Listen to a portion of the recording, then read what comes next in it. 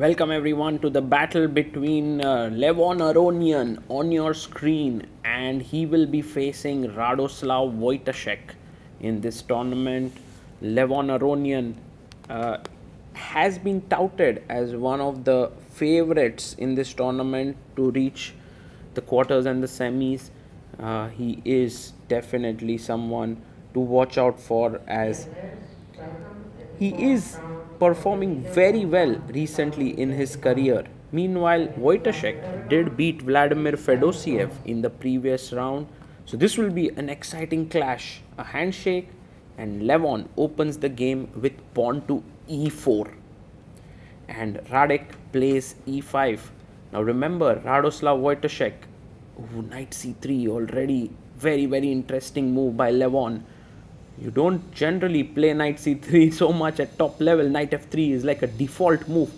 Knight f6, and look at Levon there. He plays a3. He plays a3 here, and I believe his point here is Radek is a great theoretician. He's worked for Vishy Anand for years. Now recently also worked with Ghosh. And Levon, by the way, bringing in tea for himself. I don't think players are allowed to have food at the board, but maybe they are. I don't know. Knight takes d5. And so Levon's strategy is get a fresh playable position. Queen h5. What happened to that thing where they said don't bring your queen out early in the opening? Queen h5 attacks e5 pawn. Knight defends it. And now he plays the move bishop to b5, pinning the knight, threatening queen takes e5. Now queen d6 is the perhaps normal move here. Radoslaw plays bishop e7. That's also possible, but you are sacrificing a pawn in the center. The knight is pinned, but it seems like some kind of a preparation from Radek as well, although he's thought for close to 13 minutes. Queen takes e5 taken here by Levon. And Radek comes back and plays bishop. Knight takes c3 first. And Levon can take back on c3 many ways. One of them is also with the queen. He takes bishop takes c6 first with a check here. B takes on c6, and now queen c3. So white is a pawn up, clear pawn up. Black's pawns are doubled. This is also a bit weak here, but black castles. Now what are black's advantages? Quick development, double bishops. So actually black's advantages are a little bit more dynamic in nature. So Radek has to play this carefully. He goes c5, very interesting move, opening up the bishop's diagonal here. This does feel like that opening where you play knight g5 and d5 is played in the four knights, in the Italian. And black has great compensation. Look at this bishop. Bishop comes out to e3, putting pressure on the c5 pawn. Now the best move here is bishop f6 or rook b8, stopping long castling, but rook e8, a big error here from Radoslaw Wojtaszek. The opening, you can't really play slowly here, and he's done just that. And Levon now plays long castle pretty quickly because he understands the depth of this position. He understands bishop f6 and rook b8 were both eyeing the b2 square. Queen comes to d5 now. Somewhere you are trying to get in from queen a2, but the king has a nice square on d2. So Levon simply centralizes his rook. And this is going to be very difficult for Radek. He goes queen f5, putting pressure on f3. And now knight d2. Yes, he brings his knight to d2. Pressure on c5. Now you have to win the pawn on g2, right? Like otherwise what else? So he takes on g2, but the queen is looking at g7 and the rook comes in here. Also rooks at g7. Have to be careful. Yes, he plays rook g1. And the idea of Radek was bishop f6 and intermezzo, but you lose the pawn on c5. So queen c5. And now very important to play rook e5. It's not to trade queens. Nobody takes it. Queen takes. Oof. That's not the best move. Because after bishop takes c5, now you're a clean pawn down in this endgame. Yes, you have the bishop pair. And so there could be potential chances to draw. Let's see how Levon presses here with the extra pawn. First, he brings his knight to c4. Because rook e2 does not serve anything. Bishop will simply come back and trap the rook. So you can't really jump in just yet. He goes h6. Just trying to play a useful move. And now rook e1. Offering a trade of rooks on the e file. Well, black has his own trump card as well. He has a majority on the king side, 2 versus 3, but white has 4 pawns versus 2 on the queen side. a6 played, and now king to d2. So you can play bishop g5 check, but then I just simply come back bishop e3. Happy to trade as many pieces as I can. Radek now plays king h7. On his mind is to get his pawns rolling on the king side. That's what he wants. That's what he would love. But Levon stops it. Yeah, he plays f4, eyeing the king side pawns, but also staking his claim to the central square on e5. Rook takes e1.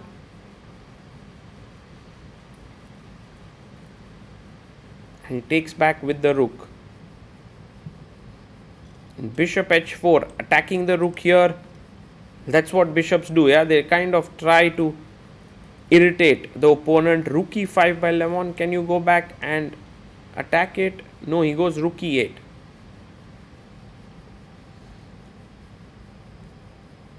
And now bishop e3. Just getting the bishop on this square, defending here and getting ready. By the way, rook takes rook. Pawn takes wouldn't be the best idea. Knight takes is better. You attack the bishop and get your queen side pawns rolling. Bishop e8, c4 and d4 and b4, and let's go. He goes c4. Levon makes it look so easy, right? Like he's just playing simple moves. Bishop e7 and now d4. Yeah, brilliant chess. d4 on the board. f6 to kick the knight. And now the knight jumps back to d3.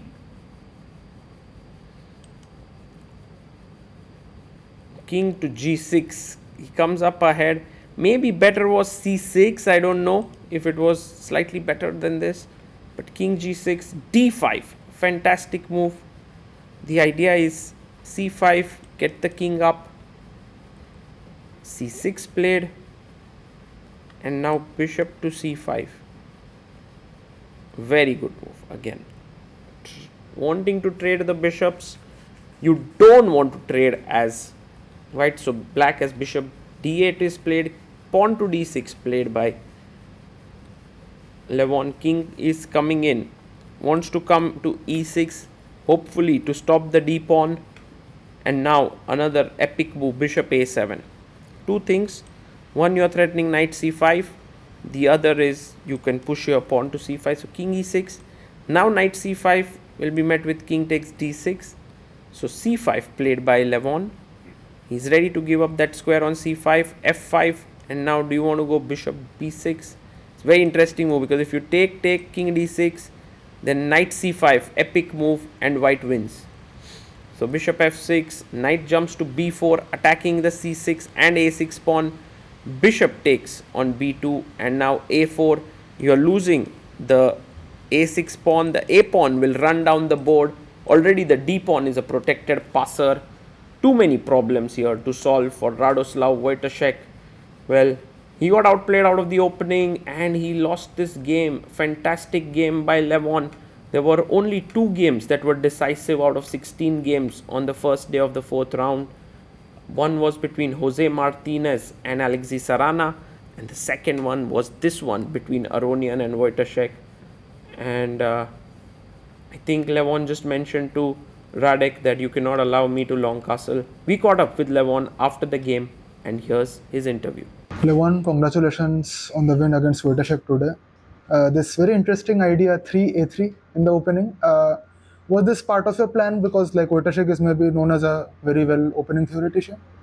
Yeah, I wanted to get out of the opening as early as I could. I mean, white equalizes after a3. White is not worse, so it's a normal move. Yeah. And then what happened? Like, where do you think it started to go wrong? Because I think out of the opening itself, you got a very decent position.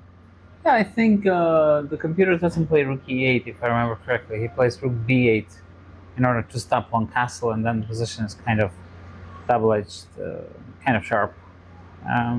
Yeah, and yeah, after I kind of got my knight to d2, I felt that this is pleasant for me. Should be slightly better. And what was the final mistake, would you say, like by Wojtaszek? It's hard to say, but I mean, probably it's still kind of holdable. But it's the endgame. I felt doesn't have too much joy in it for black. Yeah, I'm slowly improving. So yeah, I felt